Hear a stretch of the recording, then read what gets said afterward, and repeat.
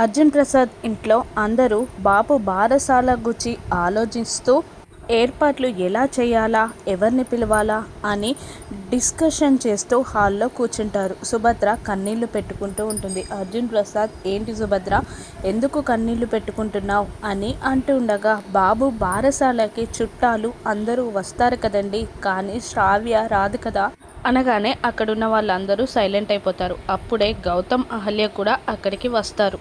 మళ్ళీ సుభద్ర ఇలా అంటూ ఉంటుంది, చుట్టాలందరూ ఉండి శ్రావ్య రాకపోతే బాబు బారసాలకి ఏంటి ఆడపడుచు ఎందుకు రాలేదని అందరూ ఏమనుకుంటారండి, తప్పుగా అనుకోరా, అయినా శ్రావ్య లేకపోతే వెలితిగా ఉండదా అని బాధగా అర్జున్ని నిలదీస్తూ ఉండగా అహల్య ఇలా అంటూ ఉంటుంది, టెన్షన్ పడకండి మేడం, శ్రావ్య బాబు బారసాలకి వస్తుంది, శ్రావ్య రాకపోతే బారసాల జరగదు అని అనగానే అక్కడున్న వాళ్ళు గౌతమ్తో సహా అందరూ షాక్ అవుతారు. భానుమతి ఇలా అంటుంటుంది, అంటే ఏంటే, శ్రావ్య రాకపోతే బాబు బారసాల చెయ్యొద్దంటున్నావా, చెయ్యవా అని అనేసరికి, అలా కాదండి, నేనే ఆ ఇంటికి వెళ్ళి శ్రావ్యని మిగతా వాళ్ళందరినీ బారసాలకి రావడానికి ఒప్పించి పిలిచొస్తాను అని అహల్య అంటూ ఉండగా, వద్దహల్య, నువ్వు ఆ ఇంటికి వెళ్ళకు, ఆ ఇంటికి వెళ్తే యామిని గారు నిన్ను అవమానిస్తారు, గొడవ పెట్టుకుంటారు అని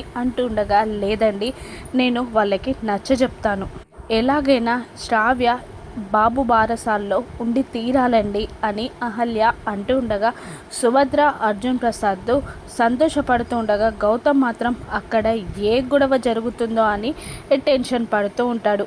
అహల్య యామినిని బారసాలకి రావడానికి ఒప్పించగలదా, శ్రావ్య వస్తుందా, మళ్ళీ అతిథి ప్లాన్ ఏంటి, రాను ఎపిసోడ్స్లో చూద్దాం. Thank you for watching.